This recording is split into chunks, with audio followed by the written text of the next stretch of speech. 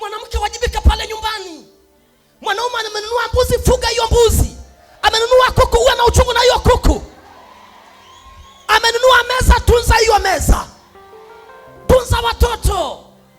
Jitume. Mwanamke mwenye akili ndiye atakayejenga boma. Wanaume hatuwezi kujenga boma. Anayetusaidia tujenge boma ni mwanamke. Naombea akili ya mwanamke leo. Fahamu zifunguke. Ajenge boma. Wewe mwanamke ni tumbo tu. Ni tumbo tu. Mwanaume amekuja na 30,000, 50. Hela gani sasa hii? Na wanajuaga kutupa pressure wa mama. Mungu saidia. Amepita gari ya baba fulani, unashangaa hata unakuangalia keje. Hivi lini wewe utanunua gari? Pressure. Sema fire. Sema fire. Sema fire. Mwanamke mwenye akili ndani ya miezi 6 ijayo ni mwanamke ambaye atamwambia mume wake, hebu nitumie 100,000 hapo. 100,000 ikitumwa 50,000 nitakaa pembeni. Utakaa miezi 6 hujasuka, lakini tofali zimeonekana. Mafundi wamenyanyua. Angalia mtu amekaa pe. Angalia mtu amekaa pe. Nataka mwanamke mwenye akili miezi 6 atamwambia mume wake, nataka ndani ya miezi 6 mwakani utaenda kazi ya ulinzi. Acha kazi ya ulinzi, njoo tufanye kazi. Changia mume wako, msaidia mume wako. Saidia mume wako. Hivi unapanda mume wako kwenda kila siku na baisikeli kwenye kazi ya watu? Kila siku ni hivi tu. Kila siku mwambie aisee mume wangu miezi 6 nakupa. Unapokea mshahara. Na wewe mwanaume fungua basi akili. Mwanamke akikwambia leta hela mpe. Ukipokea 200,000 mwambie na 200,000 hapa. Shika hela nishikie. Makahaba wasifunge goli, sukuma mpira golini. Mama ukipewa acha basi. Na wengine mkipewa pesa ni kama vinawawasha. Nina hela ya mume wangu ameniachia, wacha nikukopeshe. Yaani haitoki hata 100. Na nikikupa hela yangu kama ni mke wangu ukala, ni kwenu.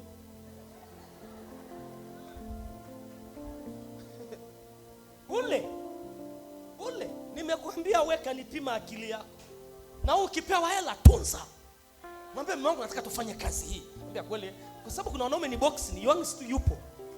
Fundisha akili. Mwambie na furumwe kichwa chako baba. Kweli mke wangu. Mwambie nipe basi ya kuweka kwenye pochi nikienda ndani na wanaume na siaibiki. Na usimwaibishe mmeo. Kama ameleta mshahara 200,000, mwambie chukua 50 weka kwenye pochi yako. Akienda hata kijiweni naye ananunuaga kahawa naye siku anafaa suti kidogo anasema kunywa kahawa baba. Anaringa anasikia ni mwanaume lakini ameacha kipochi kidogo nyumbani. Wengine mnapewa hela badala ya kutunza mnapeleka kwa waganga. Na unaenda kumshirikia huyu mwanaume. Nataka mganga mtengeneze. Nikisema asema be mama. Unaenda kumtengeneza baadaye anakuwa kisha kabisa. Sema fire. Nisome ile andiko nimaliza hapo. Nisome. 51:12 hadi 14. Imeandikwa hivi. Mimi ndimi niwafarijie. Wewe nani hata ukamwogopa mtu atakaye kufa? Mwanangu, miezi 6 ijayo naomba usimwogope yeyote. Amen. Leo nakupa nguvu, hata mchawi atakukimbia. Miezi 6 ijayo ni miezi ambayo tutatembea bila hofu, bila mashaka, bila vilio. Sema Bwana nisaidie. Miezi 6 nitapanda gari, nitapanda bodaboda, nitatoka asubuhi na adui wangu ataona nikipeta.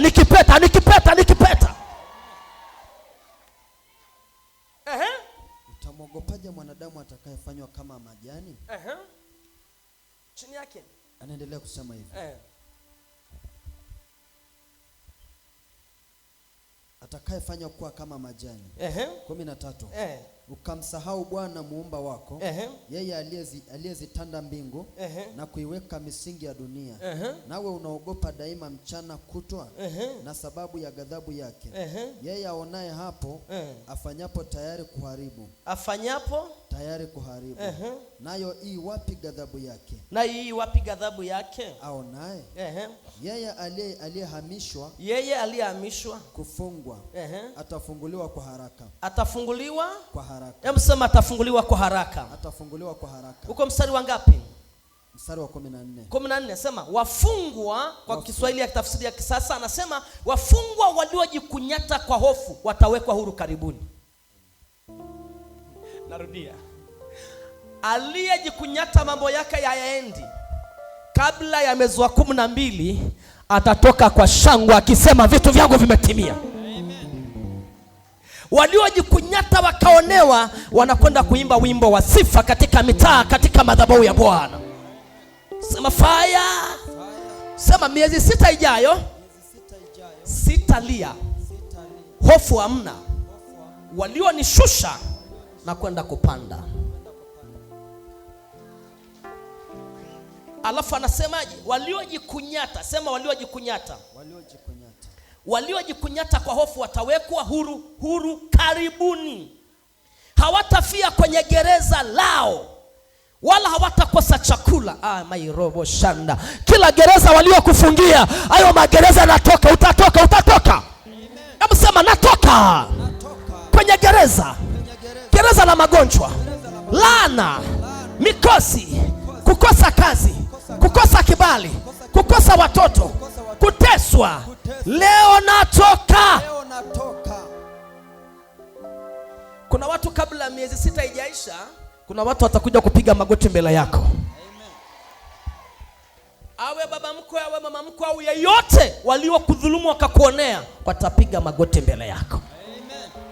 Sema fire. Sema fire.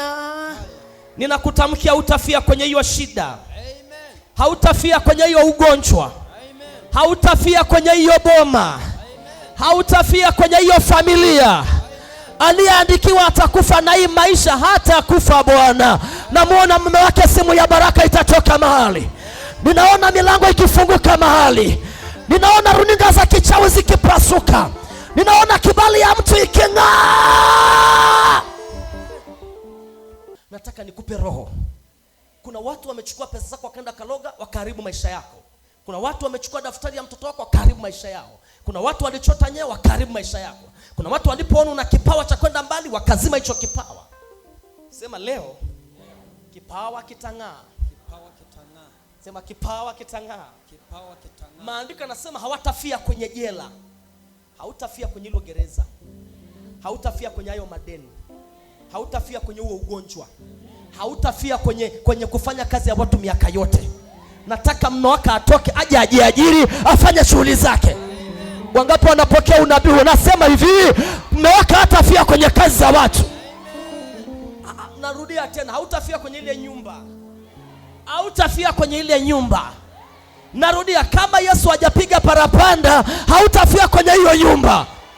Kuna nyumba naiona inakuja. Kuna nyumba naiona inakuja. Ni nyumba ambayo kuna siku wadiwa kucheka, utajenga, watakukuta unadeki nyumba na nyimbo za shangwe zinaimbwa. Wako wapi watatu wanaosema sitafia kwenye hii nyumba? Hebu sema sifi kwenye nyumba, sitafia. Piga teke, sema sitafia. Kazi za ajira za watu kila siku unaamrishwa, wewe ni mtumwa. Unapangiwa, nakataa. Kwa upako huu Mungu ang'arisha nyota yako. Ngoja nikwambie kabla sijaomba. Wewe hapo ulipo, mwambie mzako, wewe hapo ulipo haukuja duniani kwa bahati mbaya. Naomba niongee taratibu. Mwambie wewe hapo ulipo haukuja duniani kwa bahati mbaya. Na ulikuwepo kabla hujazaliwa. Hata kama kwa mamako uliingia kama ajali, kwa Mungu kuja kama ajali. Ulipokuwa unakuja kwenye tumbo, ulikuja na vitu vyako. Wale wazazi watanielewa. Mtoto huu anapozaliwa, anazaliwa akiwa mdogo, si ni kweli? Na anapozaliwa anazaliwa amekunja nini? Anaweka ngumi karibu na nini? Tuseme basi. Alafu analia, lazima alilie dunia. Na anapokuja amekunja nini? Maana wakati anateremshwa, Mungu alikabidhi faili la kazi, akakabidhi akili, akakabidhi biashara, akakabidhi vitu vya baraka. Na wakati unabeba mtoto, hujui unambeba nani. Kumbe unambeba mfanya biashara, unambeba mwalimu, unambeba dokta, unambeba mkurugenzi, unambeba nabii, unambeba viongozi wa serikali. Natamka kwenye tumbo lako mama, watatokea mashujaa. kulaani watoto. Wale watoto wanapokuumiza sio wao. Shetani ameshaona kinachokuja, anawavaa wakuumize. Wakikuumiza unalaani, kilaani na wapata. Sasa sema tumbo lako, hata kama walevi wamezaliwa, Mungu hakukupa vijana wewe walevi, hajakupa wewe wavuta bangi, hajakupa wewe malaya, hajakupa watu ambao ovyo. Amekupa watoto ambaye Biblia inasema uzao wa mwanamke utamponda shetani kichwa. Kuna watu kwenye hiyo boma kila wakikohoa wanakukoholea. Wakienda kwenye mbezi wanasema uona ana nguo. Ukitoka ndani ya watu acheni bana. Ikiwa kuna shughuli pale nyumbani unapitiwa kama njia. Mama Riziela, jamani, tuna shughuli pale ya mtoto kesho karibu. Lakini kuna watu wameshaheshimiwa ndio wameambiwa unakuwa wa mwisho.